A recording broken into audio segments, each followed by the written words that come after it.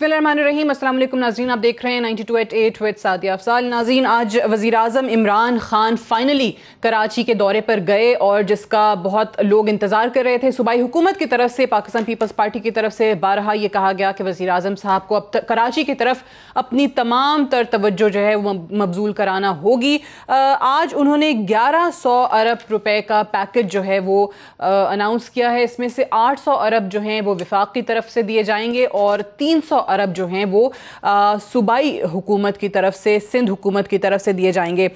इसमें जो पूरे प्रोग्राम्स बताए गए हैं, जहाँ जहाँ जिन डेवलपमेंट पैकेजेस पे या प्रोग्राम्स पे ये पैसे लगेंगे, कहा यह गया है कि जी पहला मरहला 1 साल के अंदर और ये तमाम मराहिल 3 साल के अंदर अंदर मुकम्मल कर लिए जाएंगे। और NCOC की तर्ज की एक कमेटी जो है वो अनाउंस की गई है, PCIC provincial coordination and implementation committee.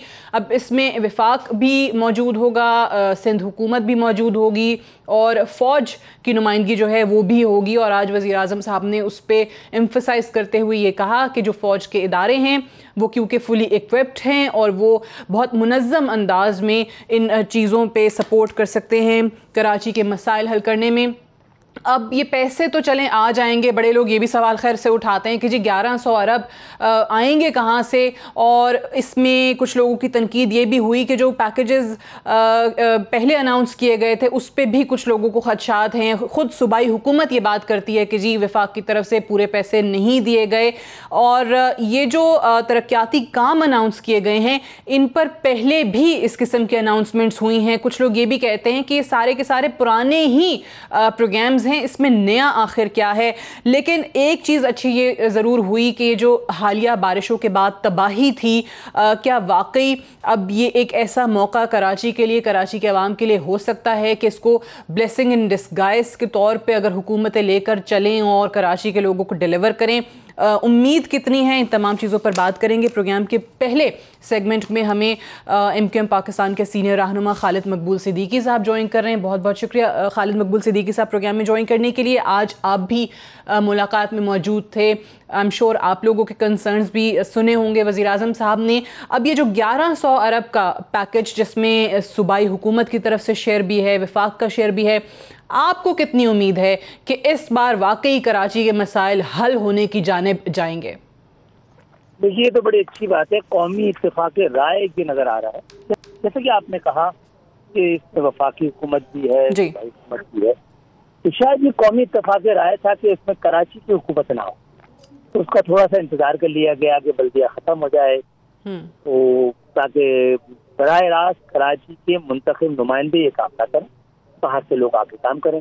तो बहरहाल फिर भी हम उसको खुशामदीद कहते हैं। और आपने ये बात भी कही कि बारिश, तबाही और आफत ने कम से कम कराची की तरफ तवज्जो मबजूल करा दी है। वैसे तो है अलमिया जो आप बात कर रही हैं, लेकिन कराची के लोग इसको भी अपने लिए गनीमत समझ लेंगे। और तीसरी बात ये है कि ये पैसे, इससे भी बड़ा मसला आपने सुना होगा कि वफाक को देना है पैसा और सिंध को देना है। सिंध के भी एक बड़े रहनुमा ने कहा कि किसी के बाप का पैसा नहीं है, ये सिंध का पैसा है। तो शायद कुछ लोगों ने कराची से भी बोला हुआ ये आपके बाप का भी नहीं है, चाहे आपके अकाउंट में भी हो, चाहे फालूदे वालों को भी दिया गया हो।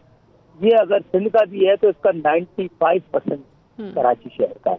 तो कराची को खुदा के लिए, मैं वजीर आजम से भी कह रहा हूँ, दोनों हुकूमतों से भी कह रहा हूँ, रियासत से भी कह रहा हूँ, तमाम लोगों से कह रहा हूँ, खुदा के लिए ये तो ना कहे ना कि कराची को इमदाद की जा रही है, कराची की हेल्प की जा रही है, कराची को रियायत दी जा रही है।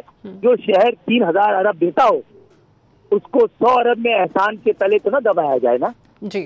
तो पूरे पाकिस्तान के अंदर तमाम शहरों के मसाइल के लिए उसके पैसे इस्तेमाल हो रहे हो, तो मरने और मारने वाले पीने के पानी के लिए, निकासी आग के लिए अगर पैसे दिए जा रहे हैं तो ये कम से कम थोड़ी सी तो शर्मिंदगी के साथ दिए जाएं। इस शहर को बहुत अरसे बाद दिए जा रहे हैं, तबाही हुई है तो दिए जा रहे हैं। और मसला ये कि ये शहर तबाह हो गया तो मुल्क का बनेगा क्या जो 70% ये शहर टैक्स देता है? तो मैं खुशामदीद कहता हूँ पूरे अच्छा, इसमें ठीक है, आप कह रहे हैं कि पहली दफा एटलीस्ट तमाम स्टेक होल्डर जो हैं वो ऑन बोर्ड नजर आए, लेकिन हम देखते हैं कि जो आज से पहले तक, यानी वजीर आजम की आमद से पहले तक के कल तक के जो बयानात, एक तो आपने खुद कहा कि किसी ने कहा कि जी ये किसी के बाप का पैसा नहीं है, बिलावल साहब ने कल ये बयान दिया था, लेकिन अभी भी इस चीज की क्या गारंटी है कि यहाँ पर फिर वही सियासी जमातें क्रेडिट लेने के चक्कर में, उस रेस के चक्कर में कराची के अवाम का भला ना होने दें? क्योंकि माजी में यही होता रहा है ना कि एमक्यूएम क्रेडिट ना ले जाए, पीपल्स पार्टी क्रेडिट ना ले जाए, पीटीआई को क्रेडिट ना मिल जाए, किसी एक सियासी जमात की कोशिश होती है कि दूसरे को किस तरीके से नाकाम करना है। यहाँ पे इस चीज से मुबर्रा कैसे होंगी सियासी जमातें? आप सही कह रही हैं। इस पर हमने दरख्वास्त की है खास तौर पर वज़ीर आज़म से कि इसमें सियासी जमातों के झंडे और चेहरे नजर ना आए तो बेहतर है, पहली बात। अच्छा, इसमें तो मुख्तलिफ सियासी जमातों के अपनी ख्वाहिशात है ना, लेकिन इसमें माशाअल्लाह कौमी इत्तेफाक राय है कि ये कराची के मैंडेट को इसका क्रेडिट नहीं जाना चाहिए। इसीलिए इंतजार कर लिया गया कि बल्दिया खत्म हो जाए, कराची की अपनी शहरी हुकूमत खत्म हो जाए, तो फिर ये इनायतें की जाएं। हमें उससे भी एतराज नहीं जनाब। तो हमें थोड़ा सा एडवांटेज ये है कि बड़ा पढ़ा लिखा वोटर है हमारा ना, उसको पता है, उसने सारी ऐसी तरीका वारदात देखी भी है। लेकिन फिर भी मैं कह रहा हूँ, अच्छा मैंने ये भी नहीं कहा है, मैंने कहा कौमी इत्तेफाक राय माशाल्लाह ऐसी बात पे था कि कराची की जो शहरी हुकूमत है वो खत्म हो, उसके बाद इनायतें की जाए।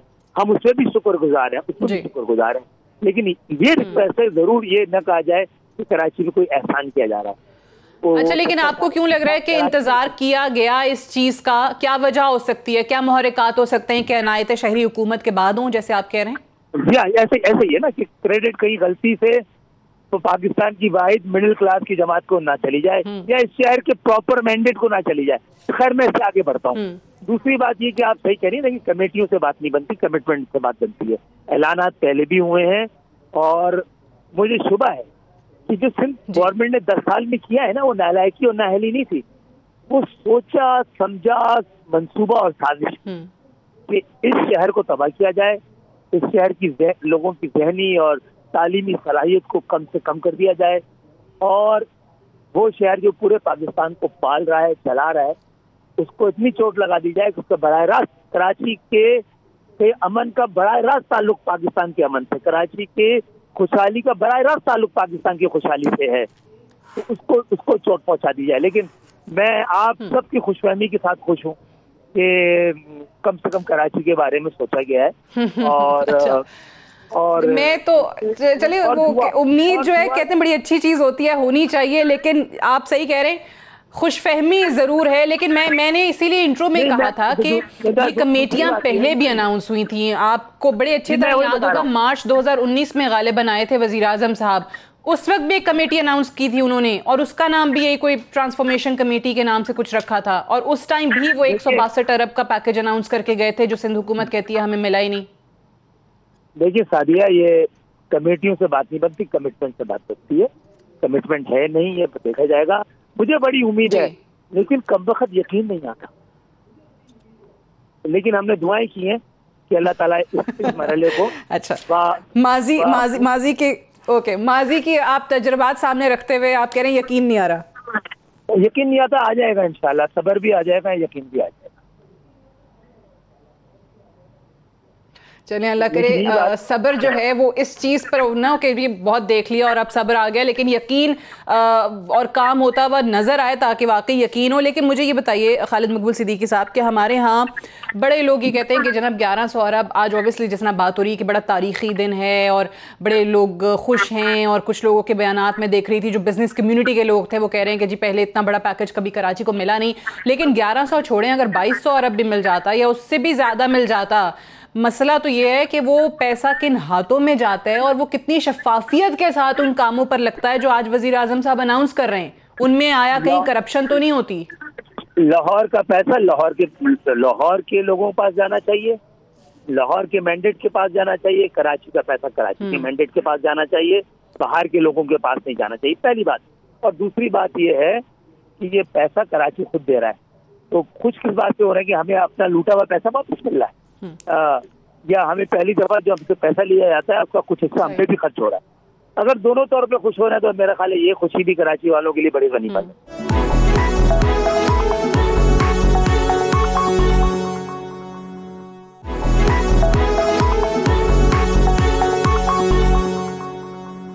आपकी तरफ से क्या सजेशंस दी गई वज़ीर आज़म साहब को? MQM की तरफ से क्या तजावीज़ सामने आई कि किस तरीके से कराची के मसाइल को ठीक किया जा सकता है? आज ख़ुद भी वो बड़ी लंबी फहरिस्त बता रहे थे जो असल मसाइल हैं। सॉलिड वेस्ट मैनेजमेंट का उन्होंने जिक्र किया, पानी के मंसूबों का जिक्र किया। ये वो मंसूबे हैं जिनका जिक्र वो पहले भी कर चुके हैं, जिनके लिए पहले भी पैकेजेस इसी तरीके से अनाउंस हुए हैं। सो आपकी तजावीज़ क्या थी? आपके खदशात जैसे मेरे खदशात भी होंगे कि मुझे तो इसी शहर में रह के भुगतना भी पड़ता है ना। तो ये पहले भी बड़ी अच्छी हम आहंगी थी वफाक और सूबे में। तो K4 के अंदर तो वफाक ने जो पैसे दिए थे वो लग गए, सूबे ने दिए नहीं। कराची को पीने के पानी के लिए लोग भी पी रहे हैं, पानी भी नहीं पीने दे रहे। और दूसरा ये कि जो ग्रीन लैंड बस का मंसूबा है उसमें वफाक को भी पैसे देने थे और सिंध हुकूमत को बसें लेके देने। तो वफाक ने तो अपना स्ट्रक्चर खड़ा कर दिया, सिंध हुकूमत ने नहीं दिया, ना देने की नीयत होगी मेरा ख्याल है। अब उम्मीद ये है कि अब रियासत और फौज पाकिस्तान ने इसको कौमी बका का मामला समझते हुए इसमें वो शामिल हुए हैं और इससे हमें उम्मीद है कि और थोड़ा यकीन भी पैदा हो रहा है कि इंशाअल्लाह ताला अगर इसका तसलसल रहा तो शायद कराची के लोगों के कुछ तो आंसू पूछे, प्यास तो नहीं बुझ पाएगी इस पैसे। अच्छा, ये जो आपने बात की इसमें इस दलील में इसलिए भी वजन है कि ऑब्वियसली MQM को भी जिस तरीके से हुकूमत रही है, आप भी उतने ही, आपको भी उतना ही मूरद इल्ज़ाम ठहराया जाता है जितना पीपल्स पार्टी को या जिस तरह PTI। लेकिन एक चीज़ ज़रूर तय है कि शायद फ़ौज की मौजूदगी की वजह से इस बार या उनकी नुमाइंदगी होने के बायस लोगों को थोड़ी सी उम्मीद हो, क्योंकि पॉलिटिकल सिस्टम ने आप ये मानते हैं खालिद साहब के डिलीवर करने में, कराची को, उनके अवाम को, उनके मसाइल हल करने में हमारा पॉलिटिकल सिस्टम जो है वो नाकाम रहा है अभी तक? हाँ, ये तो देखें, ये पॉलिटिकल सिस्टम को तो नाकाम होना ही चाहिए था ना। कि अगर आप मौरूसी सियासत को पॉलिटिक्स समझते हैं, अगर आप ये जागीरदाराना जमहूरियत को जमहूरियत समझते हैं, तो फिर तो हम गलत तवक्कुआत रखें। पहली बात। दूसरी बात है MQM को जरूर जहाँ जहाँ मौरूद इल्जाम ठहराना चाहिए, लेकिन उसका कोई कोटा नहीं होना चाहिए कि इनको भी जरूर देना है। मामला ये है कि MQM के 2 बार MQM ने उन 2 अदवार में जिसमें MQM के पास मैंडेट के साथ साथ इख्तियार भी था, तो कराची में आज जितना भी है और जैसा भी है उन्हीं अदवार में हुआ है ना, जब MQM थी और फंक्शनल थी। ये जो मौजूदा बल्दियाती निज़ाम है, ये तो आर्टिकल 140(1) से बराह रास्त मुतासादिम। अगर आप कराची के मेयर को, जो भी जिन्होंने अपनी मुद्दत पूरी की है, आप इनको इल्जाम देंगे कि कराची के लोगों को पीने का पानी फराहम नहीं कर सके 4 साल में, तो हम गलत करेंगे ना। उनकी जिम्मेदारी नहीं थी। Karachi water and sewerage board अब वजीर आला की तसल्लुत में और तसर्रुफ में है। और अगर आप कहेंगे बारिश में पानी, इतना पानी निकासी आप नहीं हो सकी, तो आप मेयर को गलत ताने दे रहे हैं, क्योंकि ये तो Karachi water and sewerage board का काम था, जो वो शख्स देख रहा है जो कराची ना जीता है ना जीत सकता है। और अगर कराची बेहंगम इमारतों के बारे में आप कहेंगे कि ये वसीम अख्तर ने कुछ नहीं किया, बिल्कुल ये वाले इल्जामात, इस दौर में ये इल्जामात भी भुगतने थे कि भैया आप कराची में बिल्डिंग कंट्रोल अथॉरिटी कराची की मेयर के पास थी नहीं, आप उसको गालियां भी देते रहे। अब वाटर पानी पिलाना और निकासियाब नालियां साफ करना कराची के मेयर के पास इख्तियार नहीं था, तो क्या था? अच्छा, कराची का कचरा उठाना भी, जो कराची सॉलिड वेस्ट मैनेजमेंट था, वो माशाल्लाह अल्हम्दुलिल्लाह सिर्फ सॉलिड वेस्ट मैनेजमेंट हो गया। उसको बल्दिया का वजीर देखता है जिसका ताल्लुक कराची से ही। तो कराची तो आप सब मिलकर, हम सब मिलकर कोशिश कर रहे हैं कि उस पर हुकूमत की जाए और उसको सिर्फ मैनेज किया जाए। उसका जो आईनी हक है, आर्टिकल 140(a) कराची के मसले का हल है, आर्टिकल 140(a) और मुकम्मिल मसले का हल है। बिल्कुल सही। शहरी इलाके का आपको बिल्कुल निचली सतह तक इख्तियारात आपको मुंतकिल करने होंगे। जो मकामी हुकूमतें हैं, मकामी निज़ाम है, आपको उसको बेहतर करना पड़ेगा। खालिद मकबूल सिद्दीकी साहब, अब ये जो आपने कहा कि कोशिश यही की जा रही है कि जी बस मैनेज करते रहें किसी तरीके से कराची को। अब मेयर साहब थे, ऑब्वियसली उनका आपने जिक्र भी किया कि किन किन वजूहात की बिना पर अगर वो डिलीवर नहीं कर सके उसके क्या मुहर्रिकात थे, लेकिन अब एडमिनिस्ट्रेटर के थ्रू कराची को फिर से चलाने की बात की जा रही है। और इफ्तिखार शलवानी साहब का, जो कि कमिश्नर कराची भी रह चुके हैं और सेक्रेटरी बल्दियात भी रह चुके हैं।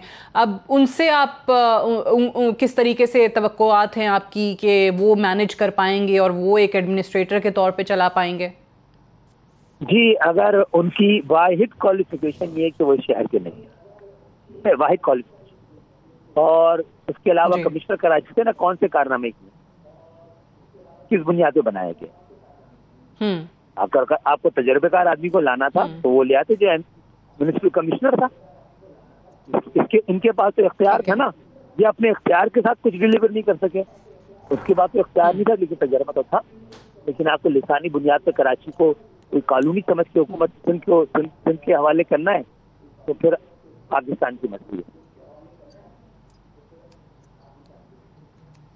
ठीक है, उनका आप कह रहे हैं कि जो उनके क्रेडिट पे चीज़ जाती है और जिस वजह से उनको बनाया गया कि वो कमिश्नर कराची रह चुके हैं। बहरहाल कमिश्नर कराची जब वो थे तो क्या वाकई कामयाब कमिश्नर थे, ये भी आपको ब्रेक से वापस आकर बताएंगे। ब्रेक लेंगे और ब्रेक से वापस आएंगे। कुछ और मेहमान भी हमारे साथ मौजूद होंगे। खालिद मकबूल सिद्दीकी साहब, आपका बेहद शुक्रिया। मजीद डिस्कशन होगी right after this short break.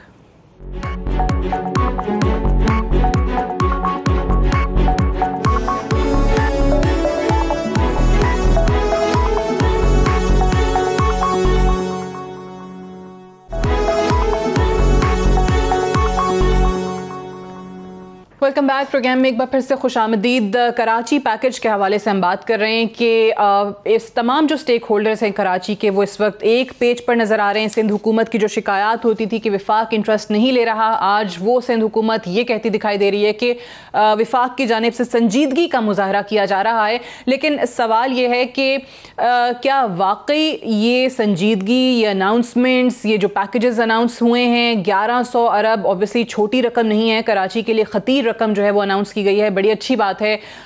MQM भी साथ थी, PTI भी साथ थी, पीपल्स पार्टी, और ये वो तीनों जमातें हैं जिनकी कराची कमेटी भी एक बनाई गई थी। वज़ीर आज़म साहब, वज़ीर आला साहब और फ़ौज जो है वो भी साथ थी। आर्मी चीफ ने भी कुछ दिन पहले जो है वो कराची का दौरा किया, बिज़नेस कम्युनिटी से भी मुलाकात की। बिज़नेस कम्युनिटी को आज वज़ीर आज़म साहब ने भी सुना। लेकिन यहाँ मैं पहले मेहमानों का तारुफ करवा दूँ कि आगे सवाल रखते हैं और जो कंसर्न्स हैं, कुछ खदशात, एप्रीहेंशंस हैं, उसको लेकर उस पर भी बात करेंगे। साबिर बलोच साहब हमारे साथ मौजूद होंगे, पाकिस्तान पीपल्स पार्टी के सीनियर रहनुमा, साबिक डिप्टी चेयरमैन सेनेट हैं। अरशद वोहरा साहब हमारे साथ मौजूद हैं, पाक सरजमीन के सीनियर रहनुमा हैं और फॉर्मर डिप्टी मेयर कराची हैं। और इसके अलावा हमारे साथ फिरदौस शमीम नकवी साहब मौजूद हैं, सीनियर रहनुमा हैं पाकिस्तान तहरीक इंसाफ के और अपोजिशन लीडर हैं सिंध असम्बली में। आप तीनों को प्रोग्राम में खुशामदीद कहते हैं। अरशद वोहरा साहब, आपसे आगाज़ करती हूँ और जो पहला कंसर्न लोगों का है, ऑब्वियसली कई लोग ये बात करते हैं कि जी 1100 अरब आएगा कहाँ से, फिर ये जाएगा कहाँ, किन हाथों में दिया जाएगा, ट्रांसपेरेंसी का कितना ख्याल रखा जाएगा, करप्शन होगी नहीं होगी, इन चीज़ों को लेकर आपका सबसे पहले तो कॉमेंट चाहूँगी। और ये अनाउंसमेंट जो आज की है, माजी में होने वाली अनाउंसमेंट से किस कदर मुख्तलिफ आप देख रहे हैं? Thank you Sadia. ये जो आज की अनाउंसमेंट्स हैं, ये इसमें कोई नई अनाउंसमेंट नहीं है। शायद कोई 10-15% जो है वो नई अनाउंसमेंट हो, अदरवाइज जिस तरीके से इसमें, और सबसे बड़ी चीज कि ये पैसा आएगा कहाँ से, उसकी जो बात हो रही है, तो 1100 अरब रुपए की जो बात की है, इसमें ज्यादातर जो है पब्लिक प्राइवेट पार्टनरशिप है। मलिर एक्सप्रेस वे जो आज नहीं 6 महीने पहले, तकरीबन 6 महीने पहले या शायद उससे भी ज्यादा, इंटरनेशनल टेंडर हो चुका था, वो अप्रूव हो चुका था और वो प्रोजेक्ट जो है वो ऑलरेडी पाइपलाइन में था। सिमिलरली TP1, TP2, TP3 की जो बात कर रहे हैं और S3 की जो बात कर रहे हैं, ये प्रोजेक्ट्स भी जो है इसको 4 साल पहले इवन पीपल्स पार्टी के पिछले एंडिंग दौर में इन प्रोजेक्ट्स को अनाउंस किया गया था, लेकिन उसकी मेंटेनेंस के लिए बंद किए हुए आज उसको 4 साल हो गए। अभी तक ये चलते प्लांट बंद कर दिए गए थे और इन प्लांट पे अब इन्होंने वही जो 4 साल पुराना प्रोजेक्ट था वही सामने रख दिया है। तो बहरहाल इन्होंने जो ट्रांसपोर्ट में बात की है कि ऑरेंज लाइन है और फिर उसमें येलो लाइन है और ब्लू लाइन, वो जितनी भी कलरफुल लाइंस हैं, ये भी कोई आज की नहीं है, ये भी पिछले 3 सालों से जो है इसकी प्रेजेंटेशन भी देख रहे हैं। आप कुछ ज्यादा होपफुल नहीं मुझे लग रहा है आज के अनाउंसमेंट से। आप कह रहे हैं कि कुछ नया नहीं है, सब वही है जो पुराना था, पुराने मंसूबे। देखिए, मैं होपफुल सिर्फ इस चीज पे हूँ कि ये सब एक पेज पे आ गए हैं अब जब एक पेज पर आ गए हैं तो हो सकता है, और ऊपर से जो है रियासत ने नोटिस लिया है, तो मैं ये समझता हूँ कि ये अल्लाह करे इसकी कुछ इम्प्लीमेंटेशन हो जाए। लेकिन अभी तक जो मेरी नजर से गुजरा है उसमें इंफ्रास्ट्रक्चर, अगर ये आएगा तो इंफ्रास्ट्रक्चर आएगा जो आपके इन्होंने ट्रांसपोर्टेशन सिस्टम दिया है, उन ट्रांसपोर्टेशन सिस्टम में कहीं पे भी कराची के इंडस्ट्रियल स्टेट नहीं आते। आपका साइट लिमिटेड जो कराची का आप ये समझ लें कि बैकबोन है, और पूरे पाकिस्तान की जिस तरह हम कहते हैं कि कराची 65 to 70% देता है, उसी तरह साइट जो है वो 25 से 30% पाकिस्तान के रेवेन्यू जनरेशन है। लेकिन अगर उसकी सड़कों का अगर आज हाल देखें तो वो मोहनजोदड़ो बना हुआ है। मोहनजोदड़ो भी शायद ड्राइवेबल मोटरेबल होगा, लेकिन साइट का बुरा हाल है।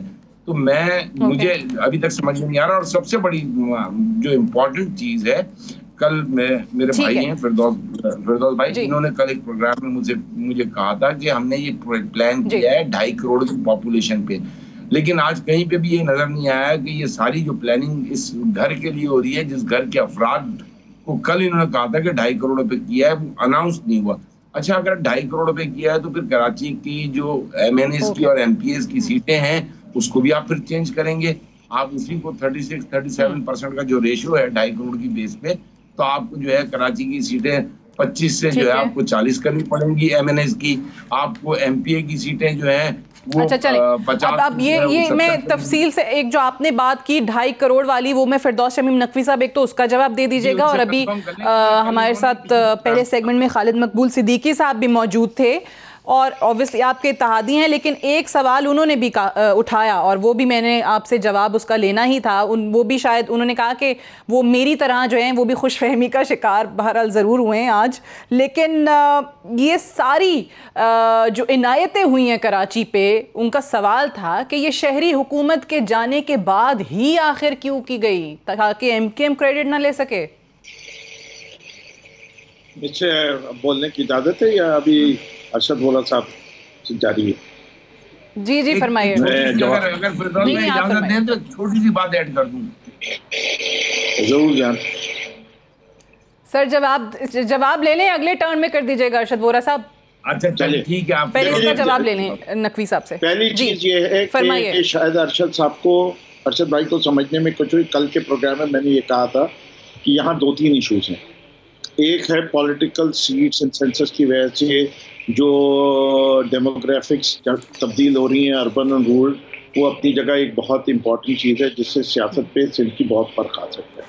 लेकिन जहाँ तक प्लानिंग पर्पस का ताल्लुक है, मैं कहा हमने जो नंबर है वो एज्यूम कर लिया कि 2.5 करोड़ की पॉपुलेशन है, कि ये जो प्लानिंग वाला मसला है कि अर ऑन द सेफ साइड, अगर सब लोग कहते हैं ये वो नंबर है जो हमें कंसेंसस नज़र आ रहा था कि इससे ज़्यादा नहीं है। और उसका ब्रेकअप भी बता देता हूँ। 1,70,00,000 के करीब वो लोग हैं जो सेंसस में रिकॉग्नाइज होते हैं कराची और मलीर के में मिला के। इसके साथ साथ हमारे जो अफगान बरादरी और बंगालीज जो कि यहाँ सेटल्ड हैं या बिहारी जिनको रिकॉग्नाइज नहीं किया गया, उनकी तादाद 25 लाख है, 195 हो गए। हमारी अफगान बरादरी जो है उसकी तादाद कोई 15 लाख है, 2,10,000 हो गए जो रहते कराची में, लेकिन उन्होंने अपना वोट रजिस्टर कराया अंदरूनी से साउदर्न पंजाब और सूरत वगैरह में मिला के, तो इस तरह वो 2.5 करोड़ की आबादी जो है वो नंबर एसेस किया जाता है विद इन जो कि सर्वेस है। और ये मैटर को सेटल होना चाहिए because it's a very critical issue. लेकिन जहाँ तक कराची की तरक्की की प्लानिंग के लिए, उसके लिए 2.5 करोड़ का नंबर है। जहाँ तक देखिए किस सिचुएशन से कन्फ्रंटेड है, पिछले 2 साल से आप बाकायदा मुशाहिदा कर रही होंगी कि हम जंग लड़ रहे हैं, हम ये कह रहे हैं कि वफाक अपना किरदार अदा करे, इंटरवीन करे।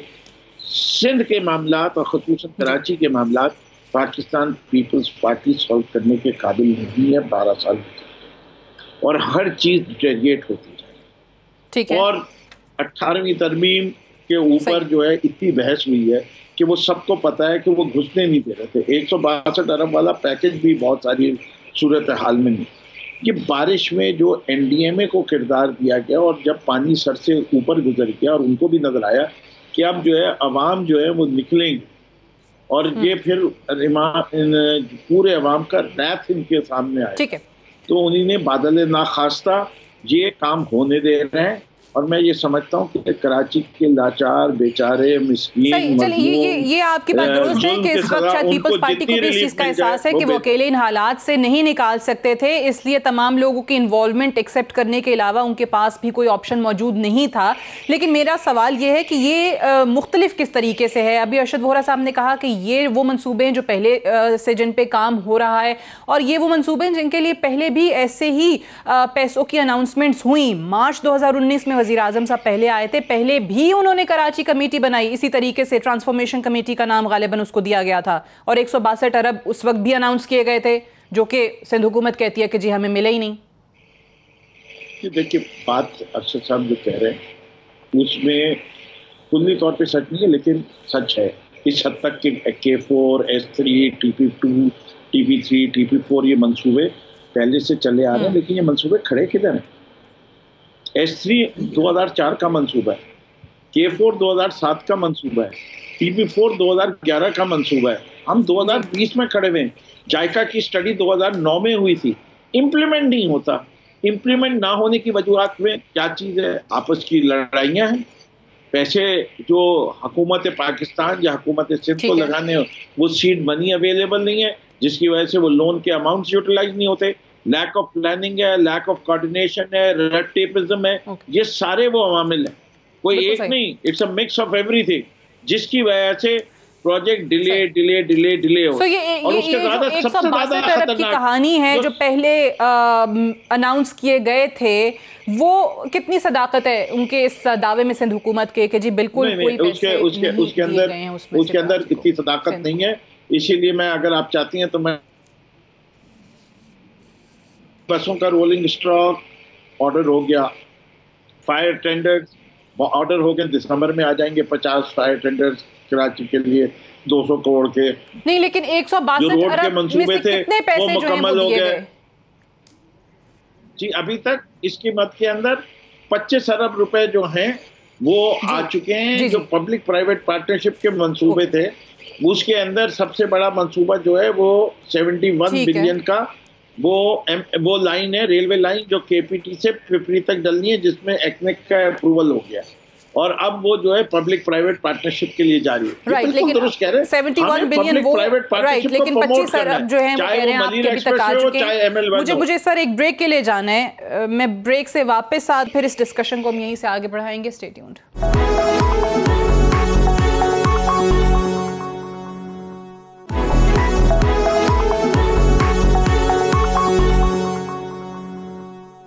वेलकम बैक प्रोग्राम में एक बार फिर से खुशामदीद। हम बात कर रहे थे अभी कराची ट्रांसफॉर्मेशन प्लान के हवाले से जो आज वज़ीर आज़म साहब ने अनाउंस किया है। ऑब्वियसली इसमें बहुत अच्छी चीज़ ये है कि तमाम स्टेक होल्डर्स इकट्ठे नज़र आ रहे हैं। ऐसे लग रहा है कि जो रियासत है वो साथ लेकर सबको चलने को तैयार है और कराची के अवाम को रिलीफ देना चाहते हैं। और ख़ुसूसी तौर पे अभी जो बारिशें हुई हैं उसके बाद क्या वाकई हम इसको एक अपॉर्चुनिटी के तौर पे अवेल कर सकते हैं कराची के अवाम को उनके मसाइल का हल फराहम करने में। अरशद वोहरा साहब, इस पे ज़रा कमेंट कर दीजिएगा पहले कि जिस तरीके से बार बार कहा जाता है कि जी पैसे दे देना, फंड्स दे देना हल नहीं है, फाइनेंशियल ऑटोनॉमी जो है वो दे देना, और सही लोगों को जो असल में स्टेक होल्डर्स हैं कराची के, उनके पास इख्तियार जाने चाहिए। अब कराची को कहीं ना कहीं किसी ना किसी तरीके से वन वे और दी अदर मैनेज करने की कोशिश की जाती रही। अब इफ्तिखार शलवानी साहब एडमिनिस्ट्रेटर के तौर पे उनका नाम सामने आ रहा है, उनके बारे में आपकी क्या राय है? देखिए, एडमिनिस्ट्रेटर्स के दौर जितने भी रहे हैं कराची में, उसमें मैं बात कर रहा हूँ रिसेंट पास्ट की, जो ये बल्दियाती इंतखाबात हुए थे 2015 में, उससे पहले की, तो उसमें से अगर आप देखेंगे तो मेरे ख्याल से कुछ चंद लोगों के अलावा बाकी सारे मुल्क से फरार हैं। तो आपके सामने ही हैं ये इश्यूज, ये हल नहीं है। एडमिनिस्ट्रेटर्स जो है ना, वो ठीक है, शॉर्ट टर्म सोल्यूशन जरूर हो सकता है, it's not a long term solution.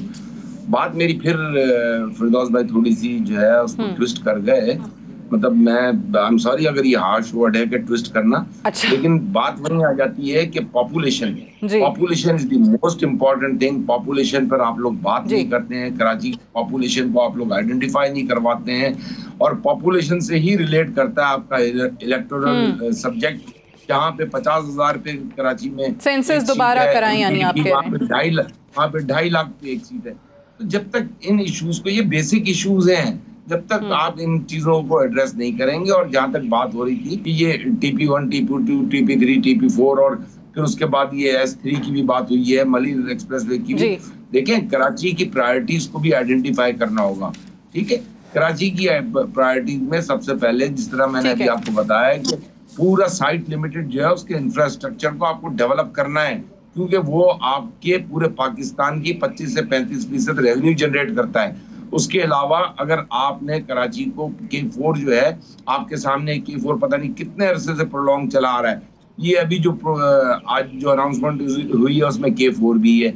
Similarly अगर आप देखें तो कराची का ग्रीन लाइन को कह रहे हैं कि ठीक है हम कंप्लीट कर देंगे, ये तो 2018 में कंप्लीट होनी थी, 2019 में भी इन्होंने हुकूमत में आके काम कंप्लीट कर बिल्कुल सही है। ये सब डिलेड प्रोजेक्ट्स हैं, और ये वो प्रोजेक्ट्स हैं जिनके लिए इसी तरीके से फंड्स माजी में भी मुख्तस किए जाते रहे हैं। मैंने यही कहा था कि मार्च 2019 में भी जब वज़ीर आज़म साहब आए थे, अभी आज जैसे PCIC नाम रखा गया उस कमेटी का, माजी में भी एक कमेटी बना दी गई थी, उस वक्त भी वो 162 अरब जो हैं, जिसमें से फिरदौस शमीम नकवी साहब कह रहे हैं कि 25 अरब आ चुके हैं। मैं ज़रा सेनेटर सईद गनी साहब का, सूबाई वज़ीर सिंध है, उनका ज़रा मौक़िफ़ पहले जान लूँ इस पर। पीपल्स पार्टी आज सईद गनी साहब मुतमईन है कि वो तवज्जो जो आप लोग चाहते थे, वो संजीदगी जो आप चाहते थे कि विफाक दिखाए टूवर्ड्स कराची और सिंध, वो आज आपको नज़र आई? देखिए सादिया, जो फर्क है ना पिछले 2 बरसों में और आज की जो डेवलपमेंट हुई उसमें, वो ये है कि कम से कम जो प्रोविंशियल गवर्नमेंट की एक कॉन्स्टिट्यूशनल पोजीशन है, एक तो उसको रिकग्नाइज किया गया। दूसरी बात ये है कि जो रुकावटें आती थी मुख्तलिफ इदारों की जानिब से, या हमें अक्सर गिला रहता था कि फेडरल गवर्नमेंट की जो ताखिरी हरबे हैं उसकी वजह से हमारे कई मंसूबे डिले हो जाते हैं, वो आपके मैकेनिज्म के बाद नहीं होंगे डिले। अब KCR का प्रोजेक्ट है, हम CM साहब ने कई मतलब असेंबली में खड़े होकर कहा कि PMLN की गवर्नमेंट में भी मैं खत लिखता रहा, बात करता रहा, अभी मैं कहता रहा करता रहा, लेकिन वहां से कोई दिलचस्पी का मुजाहरा नहीं हुआ। लेकिन अब जो मैकेनिज्म बना दिया गया है उसमें मैं ये समझता हूँ कि शायद ना सूबाई हुकूमत के लिए और ना वफाकी हुकूमत के लिए ये मुमकिन होगा कि हम इंटेंशनली उनको डिले करने के लिए कोई बहाने बनाएं। तो अगर तो ये मैकेनिज्म जो हमने प्लान किया है, और मैं ये समझता हूँ कि हमें अभी तो ज़ाहिर है कि उम्मीद हम अच्छी रख सकते हैं, मैं 100% यकीन से तो ये नहीं कह सकता कि जो प्लान किया है इसी तरह सारी चीजें चलेगी। मुमकिन है कहीं रुकावट आए, कोई मसला है, लेकिन कम से कम जो डेवलपमेंट, जो मेजर डेवलपमेंट जो मुझे जो अच्छी लगती है इसमें पूरे इस चीज के अंदर, कि एक निजाम ऐसा बनाने की कोशिश की गई है जिसमें तमाम लोग साथ हैं, एक पेज पे आए हुए हैं और तमाम स्टेक होल्डर्स इकट्ठे हैं, लेकिन अब काम होगा तो नजर आएगा। जी नहीं देखिए काम तो अच्छा, ये सईद गनी साहब, अभी इफ्तिखार शलवानी साहब के हवाले से हम बात कर रहे थे, जिनका नाम एडमिनिस्ट्रेटर के तौर पे सामने आया है। खालिद मकबूल सिद्दीकी साहब थोड़ी देर पहले हमारे साथ थे, उन्होंने कहा कि जी उनकी वाहिद क्वालिफिकेशन जो है वो ये है कि जी कमिश्नर कराची थे, और फिर ऑब्वियसली सेक्रेटरी बल्दियात भी रहे। तो बतौर कमिश्नर कराची भी जब हम देखते हैं, आपको याद होगा कि वो जो दूध के नर्ख बढ़ाए गए और वो कीमतें कम करने वाला मामला था, तो उसमें वो बुरी तरह नाकाम रहे। फिर नालों की सफाई वाला मामला था, उसमें भी वो नाकाम रहे। सो एडमिनिस्ट्रेटर के तौर पे आपको लगता है कि he is the right choice? सवाबदीद तो आप ही की है, सिंध हुकूमत की है। पहली बात ये है कि सिर्फ ये कहना कि वो बस कमिश्नर कराची रहे और इसके अलावा उनका कोई काम नहीं है, गलत है। वो 21 ग्रेड में एक सीनियर ऑफिसर हैं, और शायद अगर वो उनके प्रमोशंस करीब हो तो शायद वो 22 में भी चले जाएंगे। तो एक बहुत ही सीनियर ऑफिसर जो सूबा सिंध में से सर्व कर रहा था, उनको एडमिनिस्ट्रेटर कराची लगाया गया, जो नॉर्मली इस पोजीशन के लिए 20 ग्रेड के ऑफिसर को भी लगाया जा सकता था। लेकिन ये सिंध हुकूमत की संजीदगी का ही इजहार है कि उन्होंने शहवानी साहब को लगा दिया है। अब अगर सिर्फ इस बुनियाद पर आप कहें कि जी वो एक दूध वालों का इशू था, रेट्स का, उसमें वो कोई मसले हुए थे, तो ये मैं समझता हूँ कि कोई पैमाना नहीं है किसी की काबिलियत को या सलाहियत को जांचने का। उनकी जो रेपुटेशन है वो एक अच्छे ऑफिसर की है, एक अच्छे काबिल ऑफिसर हैं और रीचेबल है, बड़े आई थिंक मिलने मिलाने में बड़े ठीक हैं, एरोगेंस उनके अंदर नहीं है।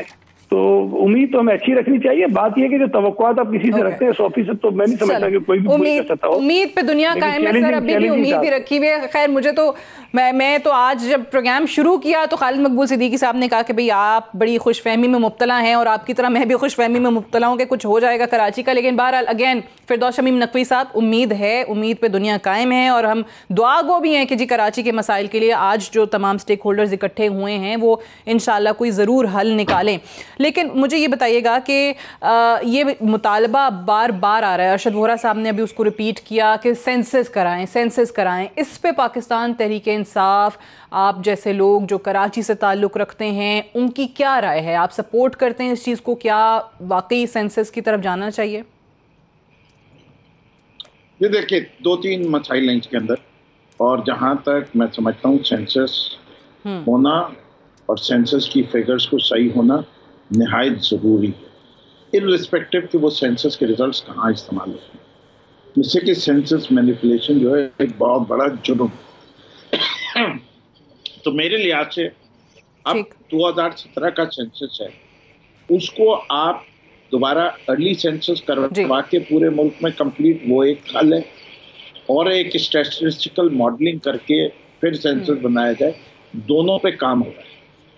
और मैं उम्मीद रखता हूँ कि इसका नतीजा जो है अगले 1-2 माह में आएगा। पाकिस्तान तहरीक इंसाफ बहैसियत पार्टी इस पे यकीन रखती है कि जो वादा किया गया था 5% सेंसस का एज सैम्पलिंग, वो होना चाहिए, और अगर वो निकले कि वो सही नहीं हुआ था तो दोबारा सेंसस किया जाए।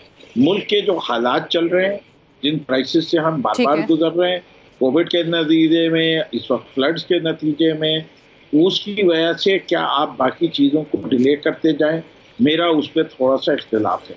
मैं ये समझता हूँ कि फॉर एग्जाम्पल अगर यही सेंसस के रिजल्ट की बेसिस के ऊपर लोकल बॉडीज के इलेक्शन को डिले किया जा रहा हो, तो मैं समझता हूँ कि नहीं करना चाहिए। लोकल बॉडीज का नया निज़ाम आना चाहिए और उसके ऊपर फौरी तौर पे इलेक्शन होने चाहिए, सो दैट जो भी है इलेक्टेड लोग सामने आए, और ये जो एडमिनिस्ट्रेटर्स जैसे इफ्तिखार शिलवानी साहब है, उससे ज्यादा बड़ा रोल जो है वो एम्पावर्ड मेयर का इम्प्लीमेंटेशन की तरफ जाया जाए। आपने अभी फिरदौस शमीम नकवी साहब कोविड का जिक्र किया, तो ऑब्वियसली कोविड की वजह से भी पहले तो ये बताइएगा, क्योंकि आज आप उस मुलाकात में मौजूद थे और ख़बरें ये बाहर आईं, टिकर्स भी चले कि वहाँ बिज़नेस कम्युनिटी ने सिंध हुकूमत की पॉलिसीज़ पर तनकीद की है, कह के कि जी कोविड की वजह से बड़ा हमारा नुकसान हुआ, और वज़ीर आज़म साहब का शुक्रिया अदा किया कि आपने थोड़ा सा रिलीफ दे दिया। तो वहाँ पर आपके वफाकी वज़ीर फैसल वावड़ा बोले कि जी आप लोग ये बातें यहाँ तो करते हैं लेकिन पब्लिकली नहीं करते, क्योंकि बिज़नेस कम्युनिटी ने बड़ा किरदार तो अदा किया लेकिन पब्लिकली ये बात होनी चाहिए। पहले तो ज़रा इसकी तस्दीक या तरदीद कर दें, ये बात हुई? फिर मेरा अगला सवाल आपसे। बिल्कुल ये बात हुई, जैसे कि जब कोई चीज अच्छी मुल्क में हो हुई। अच्छा, यानी सिंध हुकूमत की पॉलिसी पे वहाँ तनकीद हुई। अच्छा, अब ये बताइए, अब ताजिर जो कह रहे हैं कि हालिया बारिशों में उनका जो नुकसान हुआ है, और वो कह रहे हैं कि जी पहले तो लाखों का नुकसान था, अब तो करोड़ों का नुकसान हो गया, सो दे वर एक्सपेक्टिंग कि कोई रिलीफ पैकेज उनके लिए अनाउंस किया जाएगा। देखिए, मेरा इस पे थोड़ा सा मुख्तलिफ सूरत हाल और व्यू है। रिलीफ पैकेज की बात हो रही है, वो कराची डेवलपमेंट पैकेज से सेपरेट है इंशाल्लाह, क्योंकि अब ये प्रॉब्लम जो है वो बलूचिस्तान के अंदर भी है, कराची के अंदर भी है, और केपी में स्वात के इलाके में भी आई। 3 सूबों में, और फ्लड की सिचुएशन अभी प्रेडिक्टेबल नहीं है क्या हो। लेकिन मैं समझता हूँ कि जो पाकिस्तान का बिल्कुल पिसा हुआ तबका है, रिलीफ उसको चाहिए।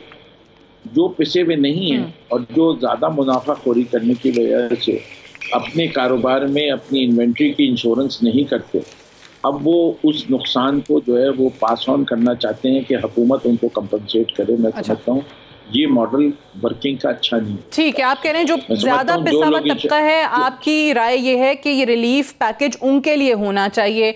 मेरे पास सर टाइम थोड़ा, अगर मैं आप मुझे इजाजत दें सईद गनी साहब, मैं आपसे भी ये जानना चाहूंगी कि क्या ये रिलीफ पैकेज के हवाले से आपकी कोई बात हुई वजीर आजम साहब से?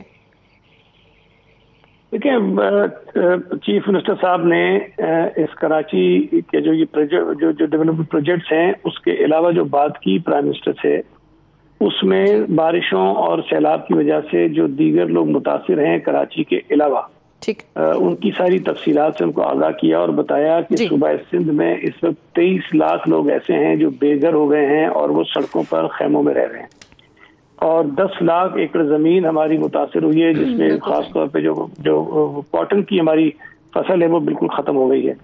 तो इस किस्म की सारी तफसीलात दी और चीफ मिनिस्टर साहब ने ये भी गुजारिश की कि जिस तरह 2010 और 11 में फेडरल गवर्नमेंट ने वतन कार्ड और पाकिस्तान कार्ड के जरिए जो मुतासरीन थे उस वक्त सैलाब और बारिशों के, उनको फाइनेंशियल सपोर्ट फराम की थी, इस साल भी हुकूमत ये सपोर्ट फराम करे, और सिर्फ सिंध में नहीं बलूचिस्तान में भी, KPK में भी, और पंजाब के वो इलाके जो सैलाबों और बारिशों KPK में भी बिल्कुल, वहाँ पर भी इमदाद रिस्पांस मिला। तो ये इमदाद की बात की। मैं एक चीज अगर मुझे इजाजत है वो बड़ी जरूरी है, जो फिरदौस साहब कह रहे थे कि वो इलेक्शंस करा देने चाहिए पुराने जो प्रोविजनल सेंसस है उस पर, तो मैं ये गुजारिश कर दूं कि कॉन्स्टिट्यूशनल नहीं हो सकता, कॉन्स्टिट्यूशनल ही नहीं हो सकता, इसलिए कि कॉन्स्टिट्यूशन में लिखा है कि हर सेंसस के बाद नई डिलिमिटेशंस होना जरूरी है, और बदकिस्मती से जो 17 का सेंसस था वो अभी तक नोटिफाई नहीं हुआ, इसलिए कि उसके अंदर बहुत सारे प्रॉब्लम्स हैं, और पीपल्स पार्टी का भी वही मौक़िफ़ है, MQM का भी वही मौक़िफ़ है। I have to wind up here. Saeed Ghani sahab, Arshad Vohra साहब, फिरदौस शमीम नकवी साहब, बहुत शुक्रिया प्रोग्राम में ज्वाइन करने के लिए।